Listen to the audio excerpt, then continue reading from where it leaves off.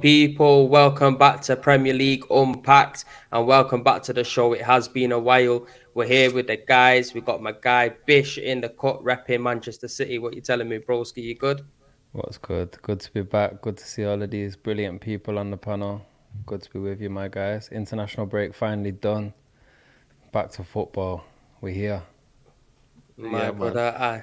Saeed, we had to bring him in. You get me? We had to get a special guest Come in. on. We need the thoughts of Come on, Manchester man. United, and we want to Therefore, see if he's Ten Hag in now. You know Listen. what I mean? Most informed team in the league and all of that. But big up yourself, bro. 100%. Yeah, man, I'm all blessed, man. Thanks for having me on. Big up the man, them. Big up the chat. And yeah, man, let's do it, man. Let's do this. Come on.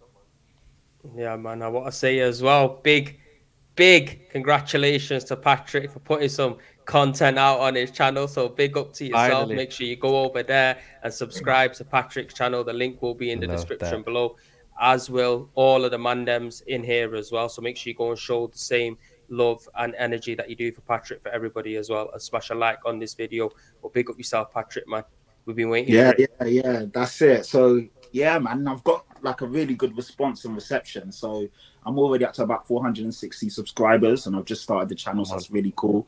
So if we can get to 500 soon as, that'll be brilliant. And yeah, Man, people are like enjoying it. Patrick. I'm enjoying it.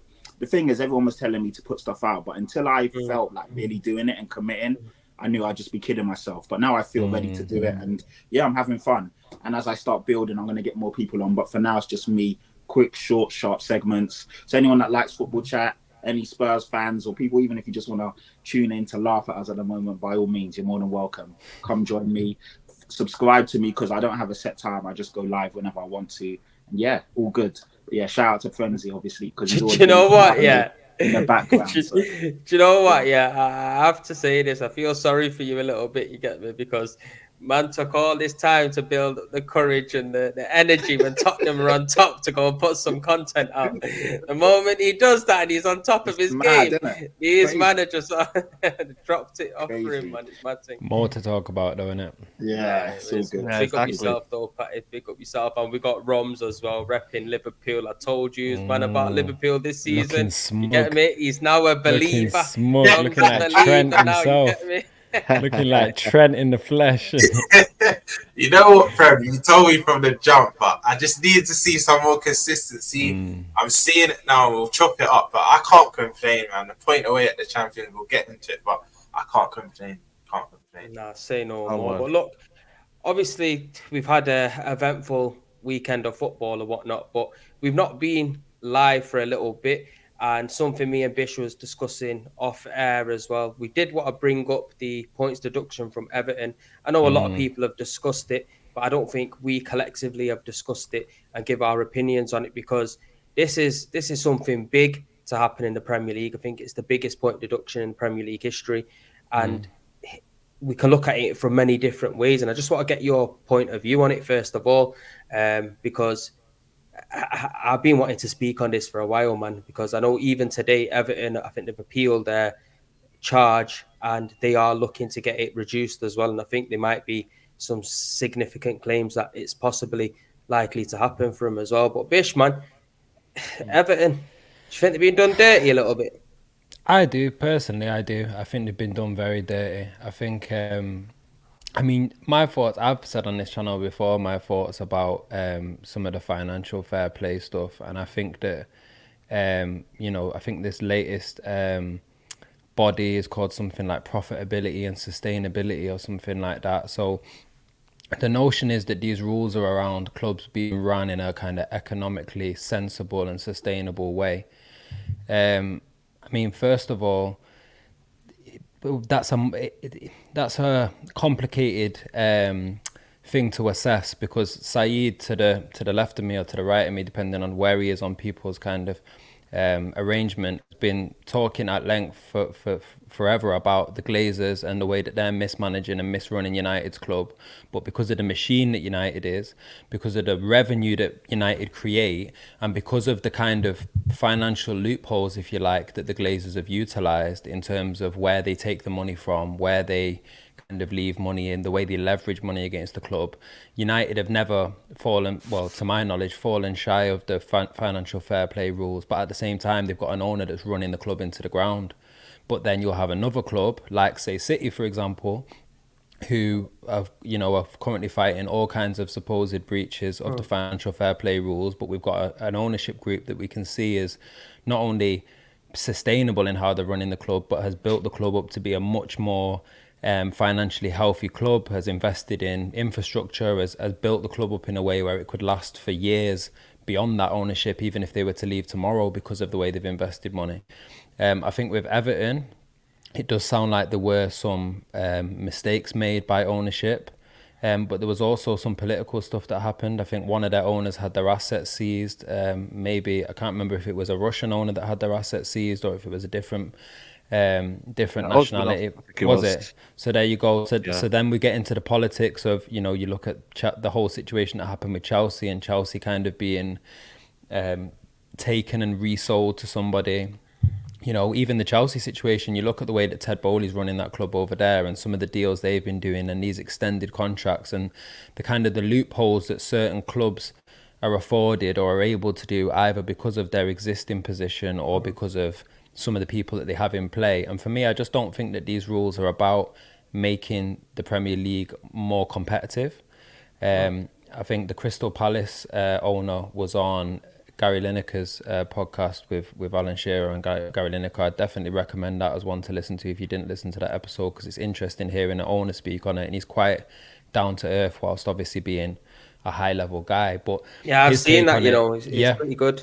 I thought, Steve Parish, I think his name is. But his take on it was that obviously we want clubs to be run sustainably, and we don't want clubs disappearing down the leagues because they're going into liquidation and all that stuff. But as the rules stand today, they don't really encourage competition. If anything, it kind of stifles it, because the teams that make the most are the ones that can spend the most, and that is a system that would only ever maintain benefits for the likes of Liverpool's, United's, Arsenal, who already have that established kind of system in place. So I think Everton really have kind of been like the fall guys for this whole situation.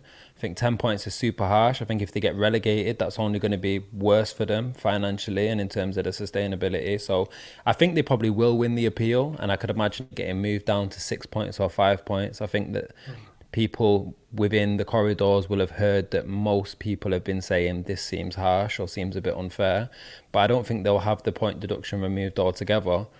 And it makes you wonder what is going to be the outcome of the case against City, and is this rule going to be extended to be applied to other clubs that seem to be doing stuff that looks a bit suspicious or are being run in a way that isn't in alignment with what the fans want, like at Manchester United? I'm sure the likes of Saeed would love for some regulator to come in and say that the Glazers have to sell because they've not been running the club in a financially sustainable way, but that doesn't seem to be what's happening. Bish, can I ask you, as a City fan, are you now more worried? As before you might have thought it could be a fine or whatnot. Now we're looking at actual points. If 115 charges end up coming out where you have breached him, 10 points looks like a scratch of what they'll probably give you. So now as a City fan, are you looking at it with worried eyes?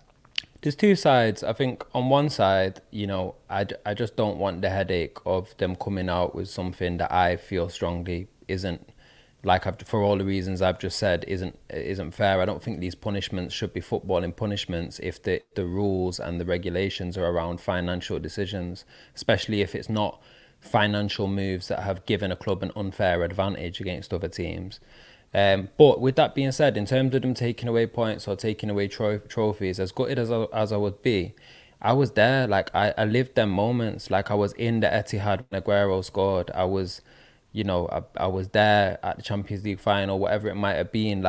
They can't take them moments away from me. Do you know what I mean? If I turned around, basically, they could just say it is dud moments. You can say it, and it would be frustrating and it would be difficult because the likes of Saeed would be, would probably have a parade through town, all sorts. Yeah, Dud Aguero goal, Yeah, exactly.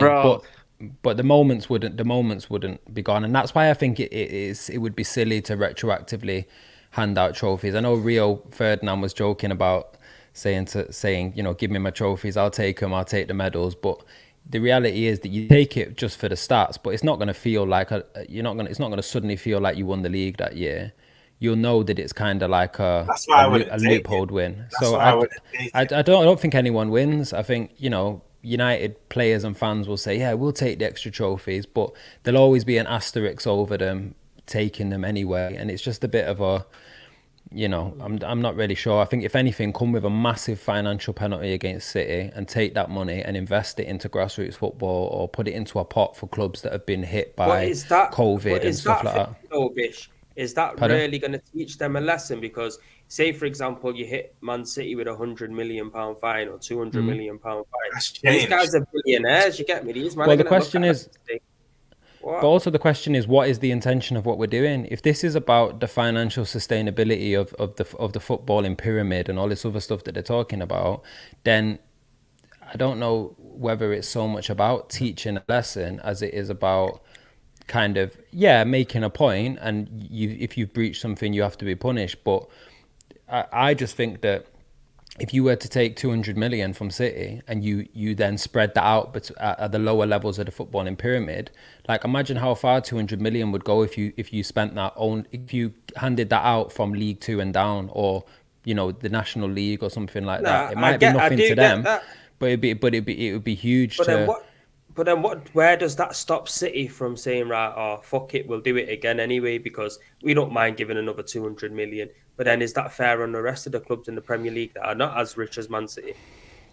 I mean, I think for me, I think that there's going to have to be a rethinking of some of these financial fair play rules at some point. And I think that they will rethink them at some point anyway, because I think that they're moving towards having like a more set and established 20 team Premier League. And I think that they kind of probably in the back of their mind, especially a lot of the American owners, would love to see a league where there's 10 competing teams that could win the league. They'd love to have a league that's like the NBA or the NFL, where at least over an 8, 10, 15, 20-year cycle, a team like Milwaukee Bucks can come up and suddenly be dominating for 4, 5, 6, 7, 8 years. I don't think they necessarily, a lot of these owners, especially the American ones, I don't think want it to just be United and Liverpool or United and City or whoever going back and forth for the next 20 years. So I think they're kind of cutting off the nose to spite the face a little bit. And I think that, you know, a retroactive punishment can be different to a punishment going forward. You could give a massive fine out. They could have given a big fine out to City, who in some ways you could say that might affect the owners more than taking away the trophies, because what are they? Are the owners that are football fans, or are the owners that are business people? If they're business people, then take the trophies. I've already built up my club. I've already got all that came with winning those trophies, all of the global appeal and the global revenue, and established myself as a top team that can now spend that money because of the revenue that we're creating. You know, or if you're trying to punish them for financial decisions in a financial way, then go and find them big money that you know they've got and take that money for clubs that are going into liquidation or that got messed up in COVID, or, you know, that got messed up because things have happened with their owners that are out of control. Everton's a harsh one because, like we said, their owner only had his assets seized because of a political situation. Obviously, in this country where the government is on one side of that political situation, but there was nothing that Everton fans or Everton players or even most of the Everton decision makers actually did that changed the financial fortunes of that club. A lot of it was to do with stuff that was external to the club. So I just think it's a tricky one when you start punishing things on the pitch for things that happened off the pitch. They've had a lot going on as well. They had that, was it Bale Kenwright die as well? Yeah. Yeah. There's a lot. So There's a lot. they've had a lot going on I there. did. But look, he passed It'd away. be interesting to hear from obviously from all of you guys, but with the Liverpool and especially the United fan, knowing that if we were to get dock points and if this was to become a trend, that it would potentially fall in United's favour. Like, what's your take on the Everton situation, Saeed, but also just in general on retrospective points? And I spoke to an Everton fan on the weekend, and he was like almost like, hey, listen, we're not sad that, you know, we've been yeah, punished and whatnot. We know what we know we've been punished for, but it's obviously they bullied the little boys first rather than go with the big guys. yeah, That's more their kind of big point. But that's the greater point where they kind of go into is that, you know what, yeah, we're guilty, but then who else is guilty, and why are they kind of not, you know, getting retribution, etc., etc. So that's where I think most of it's coming from. the Premier League obviously have dealt with Everton, but now is it a situation where they only target the little teams? Because obviously Portsmouth before that, now it's obviously Everton. When's the last time a big club got penalised, points and whatnot, etc., etc. So that's where I think they're coming from. But in Man City, don't get me wrong, I feel like for me, as much as I'm shouting 115 charges, I know it's going to take a while. We will just be there when it happens. You know, the one's there. We will be there. It's one of them ones. But like I said to you, I feel like for me, I feel like it's going to happen on a day where nobody's expecting it. Like it's going to come out of the blue. And I feel like it's going to be one of them where City then have to counter and say, right, we're going to appeal this. And then it becomes like a long-winded situation where nothing really happens for like 3-4 years. It's almost like getting arrested, but then you kind of get what is it when you get like you're on bail and you're just on road, but you're on bail. Yeah, you're on bail. You kind of do everything. You're looking for a remand, innit? Basically. Yeah, basically. Waiting to go back to court. No, side though.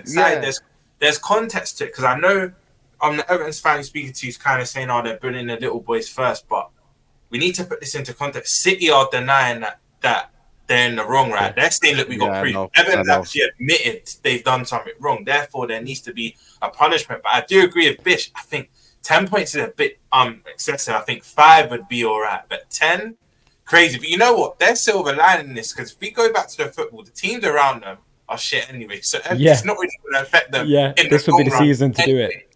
Yeah, exactly. And that's why I think the Premier League are smart because I think this could have actually been done a bit earlier, maybe even last season. But they know if they done that last season, they would have actually got relegated because they just stayed up. Do you know what I mean? But I think the punishment. But is it right to pick and choose when to give the punishment? Shouldn't it just be, bam? It is what it is, and that's what I'm saying. That's why I think it should have been earlier, Prems. That's why I think it should have been earlier. But I think the Prem's been very calculated. How they've done this. We have to remember that Roms is a Liverpool fan. It was only halfway through him speaking that I remembered that perspective and bias in this conversation. He'd love to see Everton get relegated, especially on like a legality. It'll be nice. It'll be nice. Nah, they're staying up, man. They're staying up.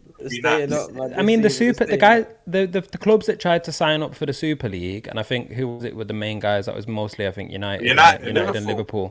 They got. I think there was a £22 million fine that was shared between all 6 clubs for trying to go and join a league that supposedly. I know we had differences of opinion, some people, on whether it was a good or a bad thing, but according to the Premier League, they were saying they could have undermined the whole future of the Premier League, the business of the Premier League, the whole footballing pyramid. Like, supposedly what that Super League represented was way more severe than Everton overspending and spending more than they made in a single year, and they divvied out some little petty cash fines for that. So where's the consistency? Why is one team being punished in points, a wealthier team that's got it to spend anyway being punished with money? It's all a little bit. It smells a bit to me like the teams that are higher up in the system have got more say and more sway. Did United not get a fine? Yeah, we accepted it. Obviously, we had some financial losses in the COVID year, but we accepted that. You know what I mean? But again, it's one of them where it's so quick to kind of jump on that. But I understand it. It's not the same rules. It's not the same.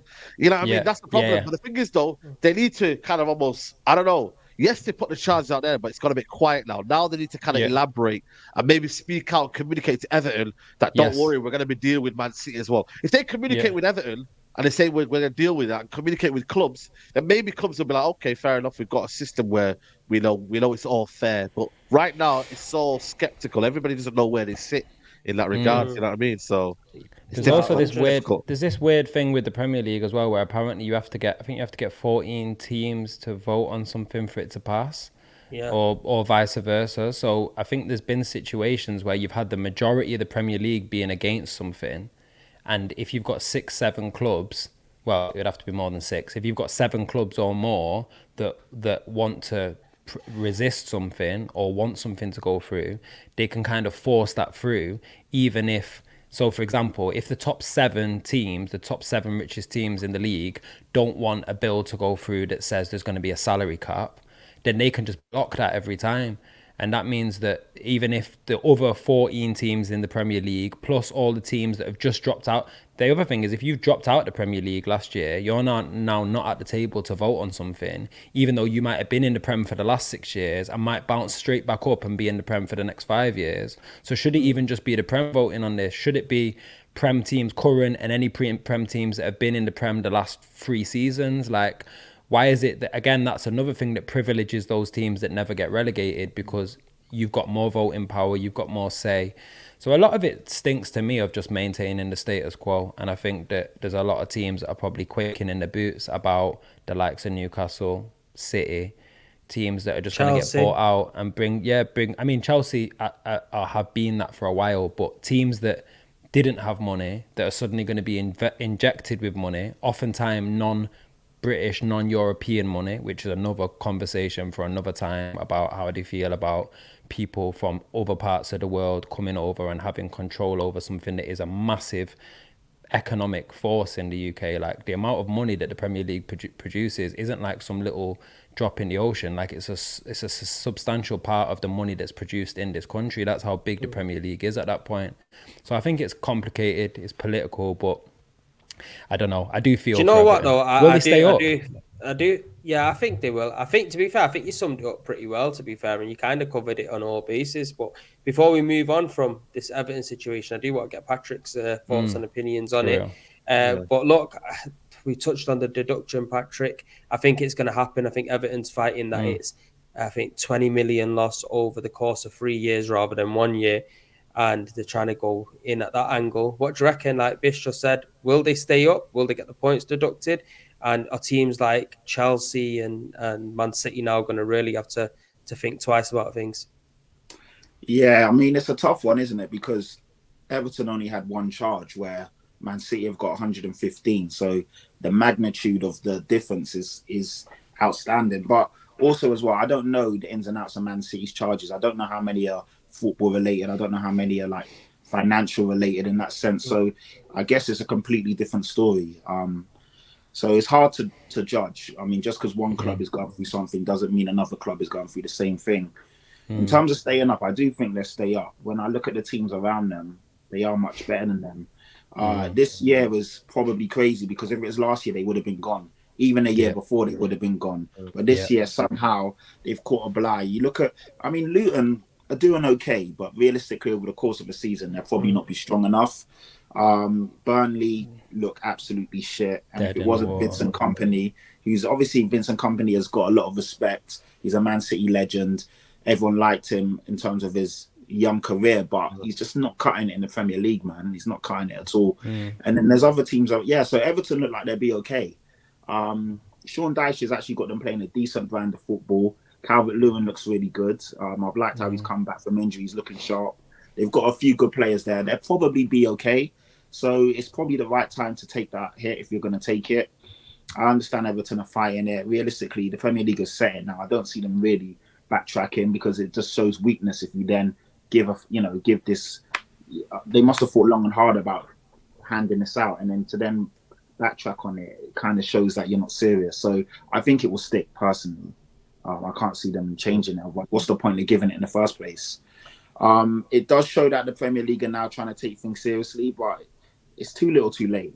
If we're being honest, teams like Chelsea are bending the rules left, right and centre, signing players on 8-year contracts, 9-year contracts, doing all this stupid shit. And then So I really understand Everton's gripe. I really do. As an Everton fan or Evertonian, I'll be frustrated. But they know that they did break the law. They were messing around financially, and unfortunately, something's got to give. So, I don't know how I feel. When I first saw it, I was really shocked. And like you guys said, it just literally came out of nowhere. I was shocked that they pushed it through. But fair is fair, innit? Fair is fair. I don't know. I mean, we sit from a position of privilege. All the big clubs, we kind of know we're not really going to go through the same struggles as the other clubs. But, I don't know. There's not much more to say. I think Bish touched on it all really well. And just have to see what happens. He did. But let's move over to a bit more the footballing side of things. And I want to talk about Unai Emery because Unai Emery and Saeed, I'm going to come to you first in regards to this. I want to definitely get your thoughts because I know you've been a big fan of Emery's, and you probably want to see him at United sometime soon because now you're Ten Hag out and that. But yeah, man, he's come in and he's done a fantastic job, man. He's got Aston Villa into a Champions League position. And last year we were looking at Newcastle, like, can Newcastle sustain that and get themselves into the Champions League? And I know it might be early, but this year it looks like Aston Villa might be that team that surprises the package. What's your stance on Unai Emery, and where do you think this Aston Villa Bro, team can get? when I originally kind of seen him come into the Premier League, I was like, not sure if the Aston Villa fans are going to be excited about his football. But you know what? He's actually used this league to his advantage, because even if he is pragmatic, yeah, he has a better way of doing it where that the attack is so ferocious and it's so like it's crazy the way they kind of counter attack and whatnot with Watkins and Diaby, and they have Cash on the side, and then they got Digno. It suits him a lot. So what his fundamentals he's brought it in, and you know what? He's got Douglas Luiz playing in the form of his life. You know, it's got Kamara. It's got bro. When I looked at their squad, yeah, and obviously Tottenham have got depleted injuries and whatnot, but they had some top players on the bench. Tielemans, they had Dendonka, they Ramsey.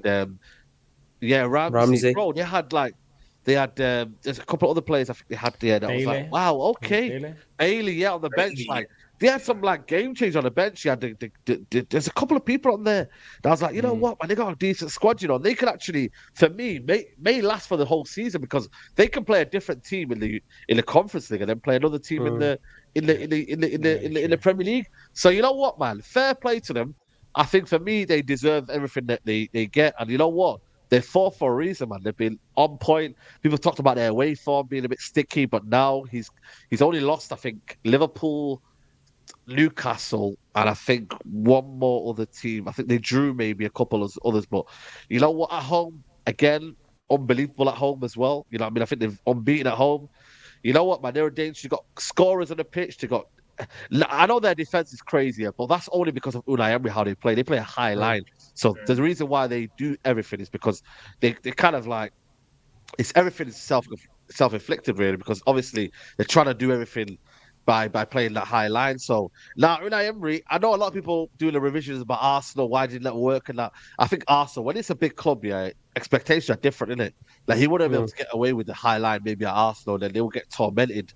But in terms of what they are now, I can't lie to you. For me, you know, he deserves every credit that he gets. And where does he go? Where does he finish? Bro, the ceiling's wherever, you know what I mean? And they could probably go and strengthen in January because they got Monkey as a director of football, and he's a good director of football. So, you know, he'll be able to get players like Unai Emery, top manager, Villarreal, Sevilla. He's got like links to everywhere, PSG in France. So, bro, like we got to watch out for him, because he's another one that's in that top 4, top 5, top 6 that might be able to kind of, you know, break the mold. You never know, man. So respect to Unai Emery. Can't ask for more from him, to be honest with you. To be honest with you, you summed it up well as well. And Roms, I'm going to bring you into it now in regards to it, because look, Saeed was talking a lot about the personnel that Aston Villa have got at their disposal now. And if you look at the situation with Unai Emery, since he's come in, he's brought Smart. Now they're in the conference as well. So my bet is that he'll probably win that, because this guy wins the Europa League more times than anybody, and he's just active. But how much credit does Unai Emery really deserve now? Because this is the second time in the Premier League somewhere where Saeed touched on it didn't work out for him at Arsenal, struggled with the language barrier. And now, if you're looking at probably tactical managers, he's probably looking like one of the best ones in the league right now. I would say this didn't surprise me, you know, because I think Prem, at the start of the season when we did predictions, we had them sit. You might have even had them a bit higher, but I remember I had them sit because I saw the back end of last season. We had them at our penultimate game, right? And they basically stifled our top 4. If we had won our last 2 games, we get in top 4, I think it was above Newcastle. I think United have secured 3rd. And I saw what he did at Anfield the back end of last season. And even just even their run at the back end, I thought, you know what? This guy's got them playing seriously. Then they spend money. Their owner's very ambitious, right? He added Tielemans for depth. Pau Torres, one of his best centre-backs at Villarreal, I believe. He added that Duran guy, I think, the Ecuadorian striker that looks a unit. He just can't get in because of because of Watkins. But I think Unai Emery, the job he's doing is excellent. And there's this notion that their away form isn't that good. But word to what Saeed said, if you look at the opposition they play against, the 3 losses were against us, which most people don't win when they come to Anfield. Newcastle, which is a hard, tough place to go. And Forest, who I think we've lost there, yourselves lost there, City's lost there recently. It's not an easy ground to go to. So when you look at their 3 losses, you have to put it into context. They're 3 tough grounds, and the rest have been a few draws. But their home form, I couldn't believe this. I think it's 15 league wins in a row, carrying on from last season into this year. That is phenomenal. That is actually phenomenal. I just feel that what Si said, as much as he has his Highland defense, he has so much faith in his attackers, and he's got that industry in his midfield with your Kamara, your McGinn, your Douglas Reed. Right. Them 3 can run for days. They can run for days. Bro. So he needs a lot of credit, man. And got him, man. yeah, Got him. they should No, have. I think we're still interested by the looks of it. I've heard rumours that we're still interested in him, but Unai Emery, man, he's slowly but surely just doing his thing there and doing it quietly as well. Just to add on to what Sai said, I was saying I think they might falter off in the league to about, because they're about fourth for now, but I thought they would peter off because of their squad. But I was being lazy because when I actually looked at their squad, they've got a squad that could probably juggle both. But we know injuries will happen, and this is a hectic period we're about to go into.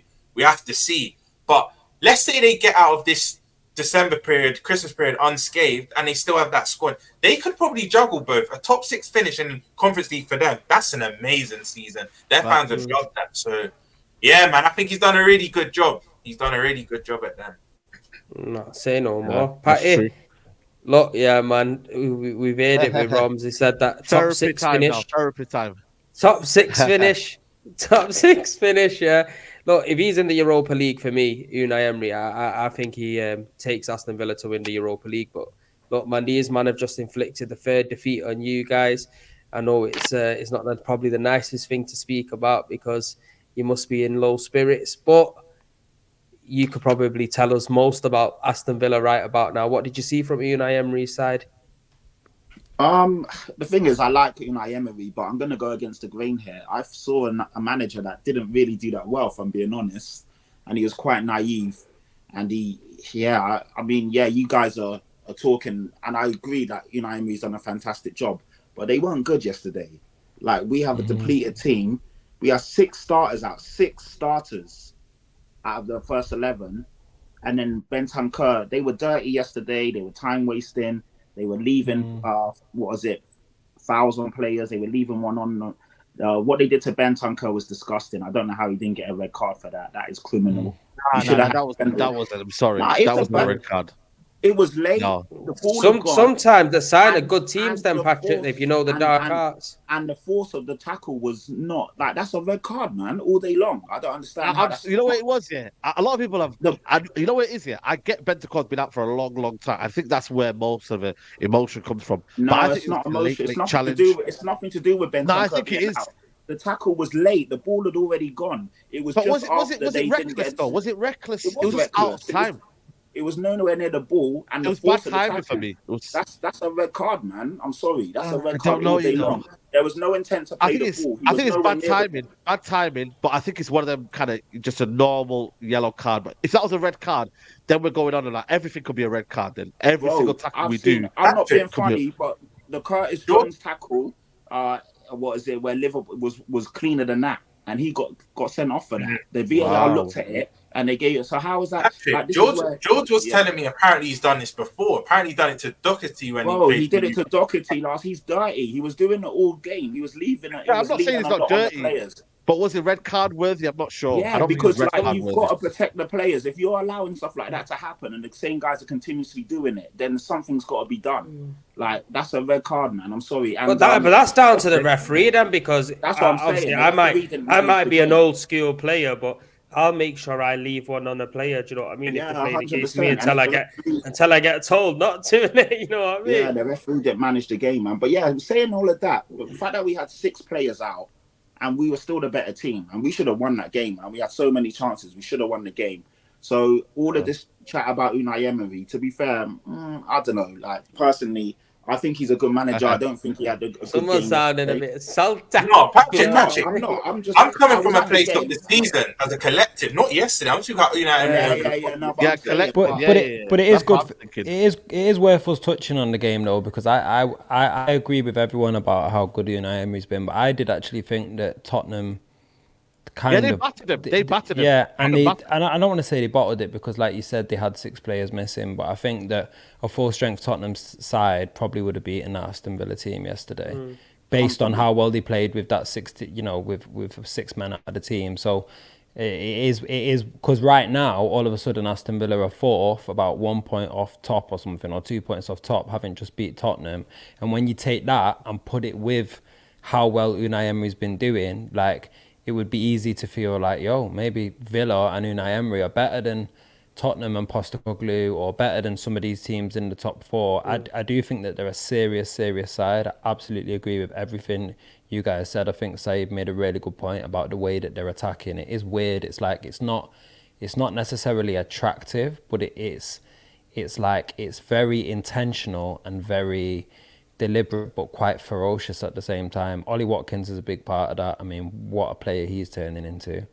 But I do think that Tottenham actually played quite well considering all that they've got on the plate at the moment. And I think that at the moment we're all doing this, let's all laugh at Tottenham. Look, Tottenham are back to their, choking days. But I think that that's a bit of a sign of how well Postecoglou's done as well, that team with all of them players out can compete that well in a game against a manager who is as good as we've all just said, against a team with all the quality we've just said. I mean, the quality in that Aston Villa team really is like, I mean, that ball from Douglas Luiz for the first goal, oh my God, we just put it within a millimetre of where it needed to be. So I actually do think that as a Tottenham fan, even though I'd be low about the run of results we've had, I wouldn't be too worried about what has led to the results and the performances. I think that if they keep performing like that and they keep showing that kind of resilience even when things are going wrong, I think that they'll continue to do well this season and they'll finish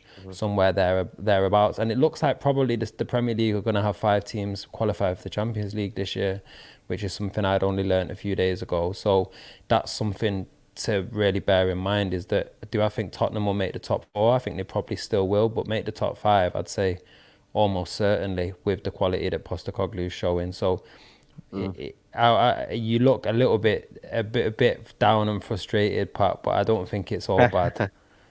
No, Well, know got what, bad, though? though. The thing is, they got Man City next. You know what I mean? So they could Could get worse. Could get worse. Let me. Yeah, I mean, Bish sitting there trying to True. butter him up. You get Well, knowing what's Just up, relax. Yeah, relax. Don't do nothing rash. Just butter him up for the slide. Nah, you know what? Pause. Like, obviously going away to the Etihad is a tough game for anyone, especially with our first 11. It would have still been tough. With the team we got now, obviously, that's probably an L. You never know what can happen in football, but realistically, that's a game you're going to chalk off. But I think, and don't get me wrong, I'm not being salty about Unai Emery. I think he's a very good manager. I've said it here.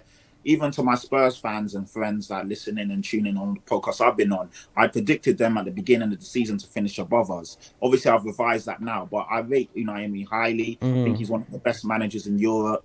I do feel that his time at Arsenal wasn't respected as well as he should have been. I know Premsy respected him, but a lot of fans kind of got onto him. But he's shown now he's a good manager. But I do feel yesterday, he definitely outplayed them. We should have won that game. It's our fault. We didn't take our chances. I'm not going to blame the referee. But I do feel that with everything that's going on, I feel that we're still, Postecoglou's not shying away from his philosophies. And I think he's building something in the sense of whoever plays for Tottenham is going to understand what it takes to play for Spurs. I mean, just to put it into context, we had a left back and a right back as our centre back partnership yesterday. And both of the guys who started, ideally people that we don't really want to see on the pitch, Ben Davies and Emerson Royale. I thought they was okay, to be fair. We didn't really get troubled that badly. Ollie Watkins is one of the best strikers in the league. I mean, he took his goal brilliantly. Oh, very he's unlucky. top striker, man. Yeah, he's sick. He's sick. I love him. I think he's such a good player in terms of he's very creative as well. He was out here saying, I'll take another he's a good player, man. No. You know what I mean? The man was laughing at me. Yeah, Aston Villa are a good team, but I do feel that we definitely held our own. And anyone that is not being, I know obviously you're going to get your digs and have your laughs. We lost three in a row, all of that. But if you really watch the game, you can see that, you have players like Lo Celso and Brian Gill who have hardly played coming in and doing a really good job. Ben Anker, until he got injured, was the best player on the pitch by a country mile. And yeah, there's things going on, but so basically, like you're not worried, are you? You're looking now, Nah, thinking you've nah. got a little bit I'm of not. depth with Lo Yeah, Celso yeah. and with all of these, man. It's looking positive for you. Obviously, it's frustrating because you look at the running and we've had a tough fixture running, but at the end of the day, every team's going to go through it. It's just frustrating that we've lost 6 players at the same time. I know every team has injuries, and I know obviously Arsenal lost Timber straight away. Man City lost De Bruyne. What was it? Man United lost Martinez. You guys is in Liverpool. You've lost Robertson. Who have you lost? Have you lost anyone? Robertson. Because you guys No, always I'm talking joking. about injuries, I'm making saying, like, injury these are excuses. not Van Dijk great, injured us you know at what I it. mean? But Ledley the fact King. that we've lost, I mean, the Ledley context King, is. Alisson and Jota now as well. When it rains, it pours. Is Jota Man said out now? Ledley Dijk. Jota and Alisson are injured now, and he's looking at 5 weeks. Oh yeah, for both of them. Allison. Yeah, Allison is Oh, a big one mad. for you guys. Tom Yeah, that Huddleston one's and Allison's a that. big one. Them days. Tom Huddleston, You're cheeky. No, it's not. He plays for us. He plays for us, Yeah. under 21s. Yeah, I've seen that. Bizarre. Yeah. Bizarre. One of the best passes I've seen, though. He had a pick on Yeah, him. and he had a, And he had a he scored good a- shot he as scored well. a He had a banger. shot. Yeah, he scored a banger against City a couple of years back. Yeah, Just yeah, That's the range. before we the move way on he from hits the Aston ball is level. clean. clean. Sorry, go on, Bill, No, I was just gonna say before we move on from Aston Villa, because I know we do need to move on in a minute. But Premsy started this, Saeed, with mentioning about the potential of Unai Emery as a future United manager. Was that just, I mean, I've not heard you speak on that directly. Was that just a shot in the dark, or would he actually be a man that you could see coming in and making something happen at United? No, I think for me, I don't know. I just think he would be a bit too pragmatic for us. I don't know if we would be able to kind of. He's not for me as well. I don't know if he's a long-term manager yet. I still believe he'll probably leave in the next year or two. Like Go he's to one of Spain them or where, something. yeah, just literally short Yeah. time, 3 years. He'll win a couple of trophies, maybe. I don't know what they like. then He go. may win this Conference League and then decide to know what, call it a day. He's that sort of manager. What? You know, he You might say, reckon? "No, I'll win this." He doesn't stay Yeah, anywhere no, long. Yeah. Yeah, he doesn't. Look at his stints, bro. He's then quickly. But, Apart from do you not Sevilla. do you not think though, Saeed, though, if he feels like he's getting backs from the owners and he feels like he's now developed a squad that is not far off from where he thinks it could potentially get to, do you not think he'll stay and try to build something serious like Villa? Because Villa ain't a small club. Villa are a decent sized club. Could have fallen in love with Birmingham, the city. Respect Villa, man. Respect Villa, bro. Villa are a big club, man. Like, yo, listen, from like, if you look at Birmingham, I know obviously you got Birmingham City in that, but Birmingham's a like big city, so you got to give it them like them man. You know what I mean? They've been doing big things back in the day. They had big players like York and that, and Gareth Barry, and champions of football. So they've got big expectations. My thing is, with Villa is, what do they want? Do they want the trophies, or do they want to like get into the Champions League spots or Europa League spots? For them, which is the bigger priority? Like, because I feel like for me, if they do kind of get in that zone where they want everything and they maybe not have the injuries come into play and whatnot, they could find themselves kind of falling short in the league, the bread and butter. And then fans get a bit kind of like, oh, well, we've seen a different side to Emery now. So you've got to just temper your expectations a little bit, in that regard. But give him his flowers, man, 100%. Yeah, so just quickly going on to Ten Hag then, because obviously he's the next kind of topic I want to touch on, because it looks like he saved his bacon a little bit. Obviously, Ten Hag out, pretty vocal about it. There's a few other fans that are Ten Hag out. Still are. People saying they're not happy with the transfers he's made. They're not happy with the dealing of certain situations. Potentially has fallen out with Varane now. Are you still happy with? Well, obviously you're not happy with the situation, what's going on with United, but are you happy to let Ten Hag continue now that he's found a little bit of form, or you still want? You know what it is? Obviously, the kind of urge. Once I've said it, I'm not believing the manager. That's it. Like, it's one of them for me. I don't really kind of shout it out every time and that, but with me, it's nothing new. Like, we went on a run last season. We played some good games last season.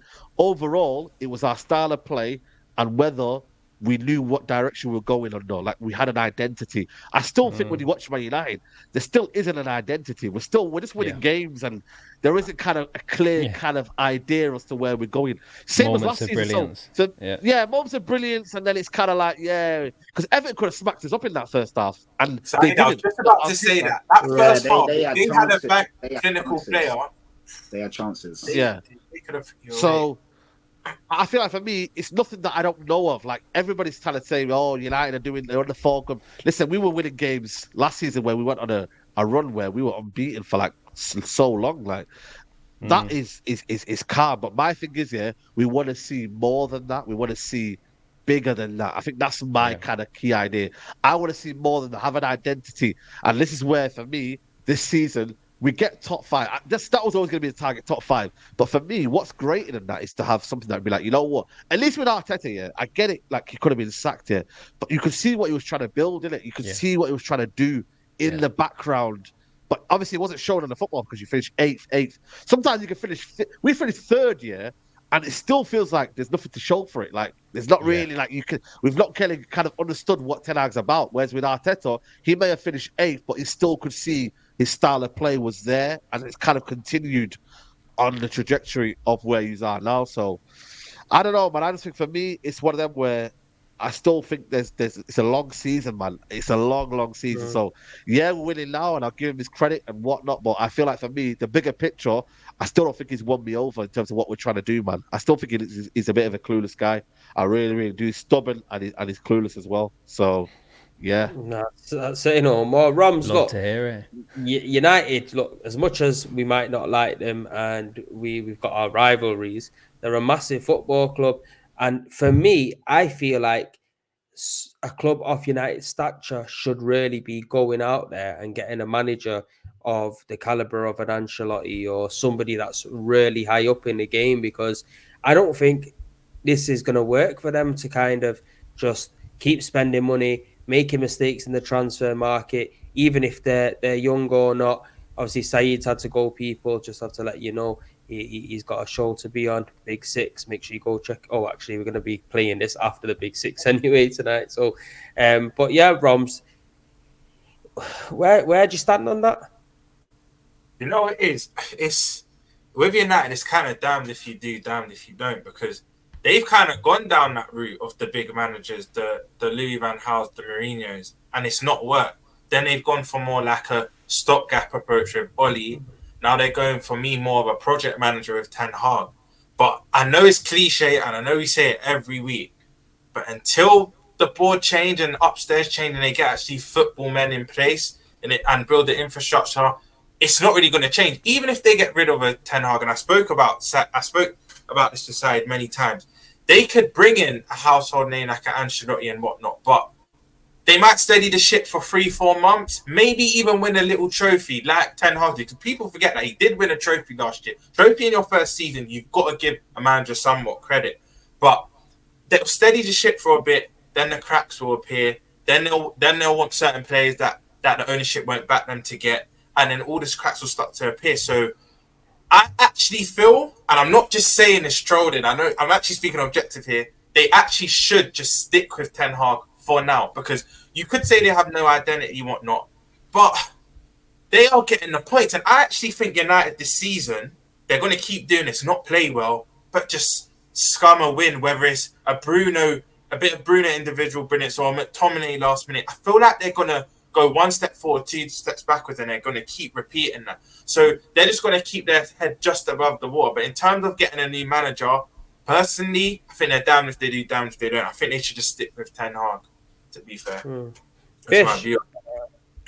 Big up Roms. I hear that. But look, Bish, quickly to touch on what Roms just said there in regards to keeping Ten Hag at the club. I totally understand where he is coming from, because you want to try to build some kind of stability at a club rather than keep chopping and changing and having to start from scratch again. And last year, Ten Hag didn't do too much of a bad job. But if it does turn out for him where he's kind of out the Champions League, not in the Europa League, and he's basically nowhere near the top 4, top 5 in the Premier League going towards the back end of the campaign, do you then start putting plans in to maybe get rid of him, and then you've got a summer to look forward ahead to potentially bring in a big name or change the tactics up?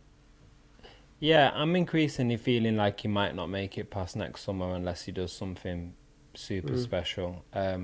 Not so much because of the outcomes that they've had, but I think, as we've said already a few times, because of the lack of identity, because of the poor movements he's made in the transfer market. I mean, really poor. Like, I think arguably some of the worst spent money of any of the top teams. You look at Anthony, that's a big money flop. Like, I think worse money spent than Maguire, truth be told, because Maguire had shown more and still in moments in a United shirt, in some of his better moments, has shown more.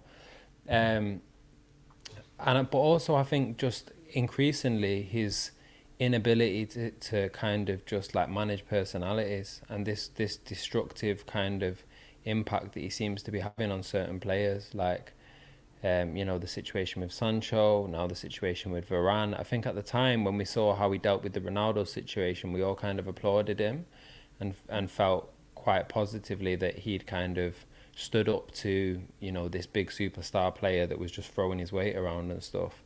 But the more you see him fall out with more and more players, people at first were kind of blaming Sancho and Sancho's personality and Sancho's character for their situation. But now it's Varane. Do you just continue to blame all these players, some of them that have gone and won, Champions Leagues and done all sorts of stuff and seemingly never fallen out with any manager, and now suddenly all of them are falling out with him? It doesn't Bish, bode particularly well. Go on. Can I just chime in there? It reminds me of, I want to do this analogy. It reminds me of, that girl that goes boyfriend to boyfriend. And they're all the problems, but then it's like, hold on, you're the actual problem. Because I agree with you. At first, I thought the way he handled Maguire last year. Basically, you're describing a judge. yeah, that's what Ten Hag is, because last season, the guy called Ten Hag a judge, do you know what? Last season, I thought his man management was very good in the way he dealt with certain things. But like Bish said, this season is player after player after player, and it's like they can't all be wrong, and you're right. So yeah, I just wanted to jump in on that. Yeah, bang on, bro. I just think it's. But are we forgetting though? Are we forgetting there's been a lot of bad eggs at United? That's why they've been so unsuccessful for such a long time. Now someone might be actually stepping in and saying, "Nah, fuck that. I'm not taking this." Some of these are new eggs. Some of these aren't old eggs. Some of these are new bad eggs. Some of these are eggs that he went to Tesco's and bought. Do you know what I mean? He bought them bad eggs. It's on you. Do you know what I mean? Exactly. He sniffed them and everything and thought, yeah, it's a good egg. So I think, I don't know. I think one thing we've got to look at with United is when they sacked Ronaldo, he didn't bring in. Varane he didn't bring in, and never did Sancho. We brought in, and they're the kind of three people he's got a problem with, isn't it?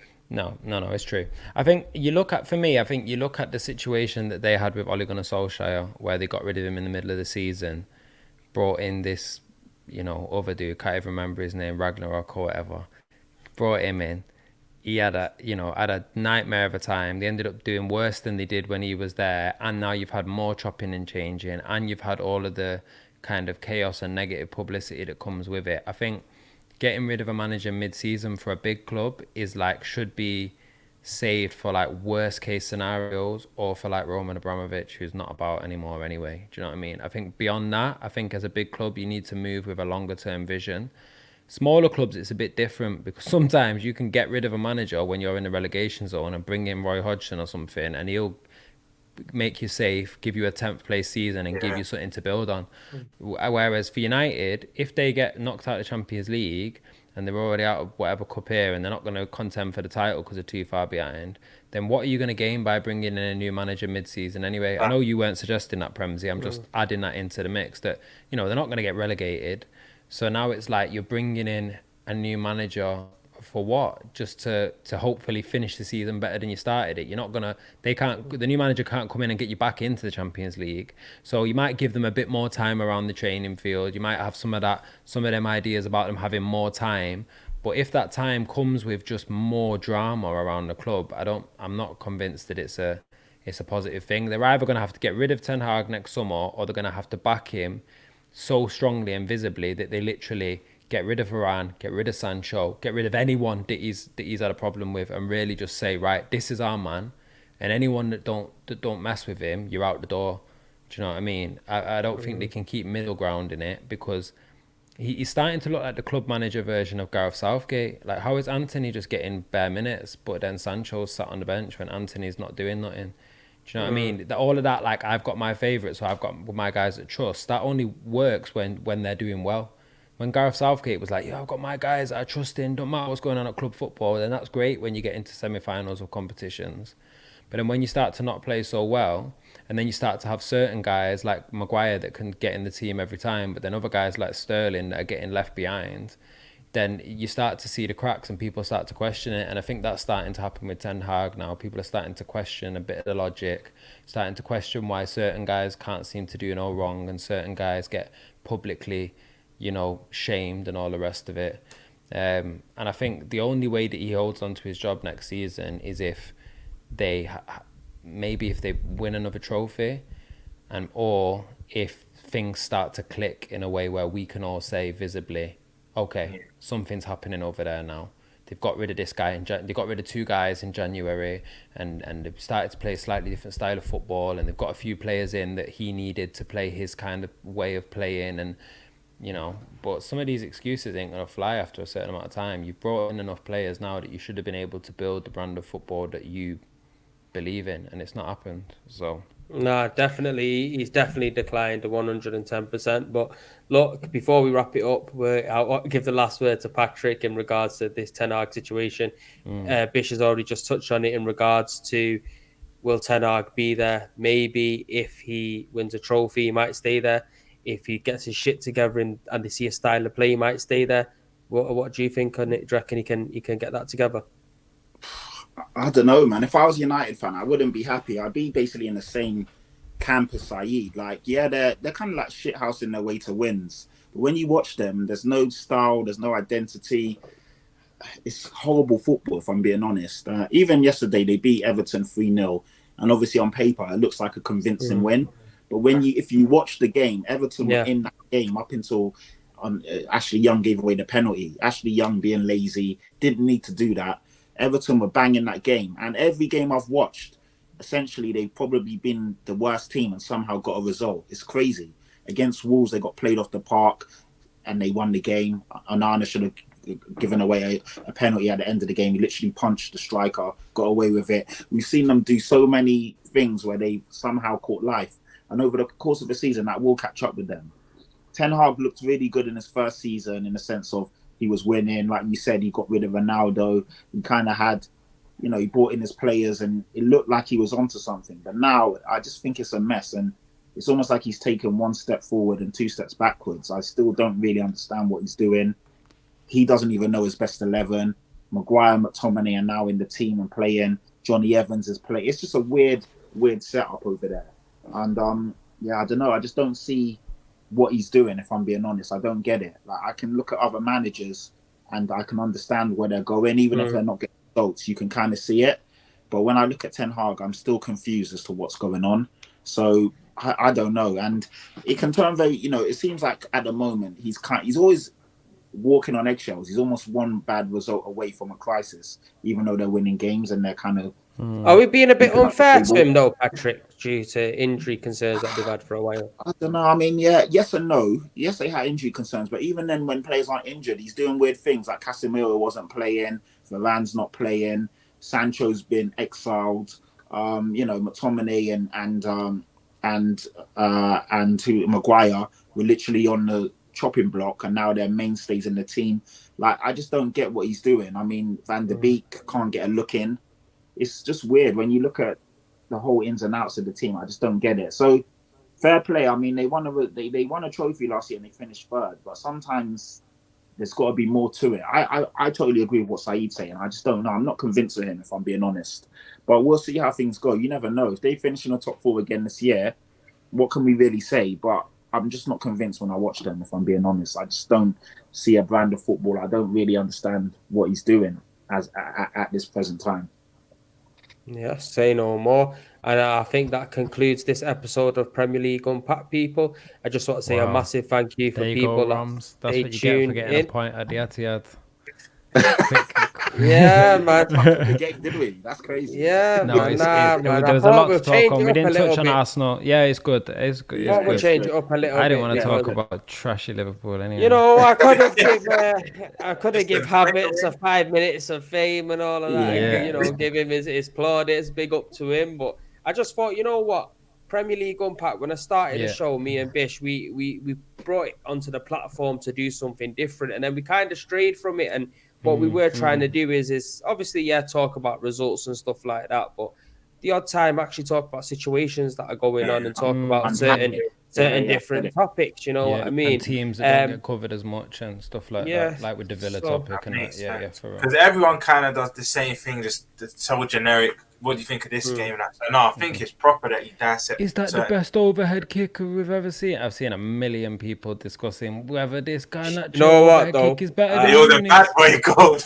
I Great tell you what, yeah, and I think just before we started, I was saying to Patrick as well and Saeed before you two man jumped into the room.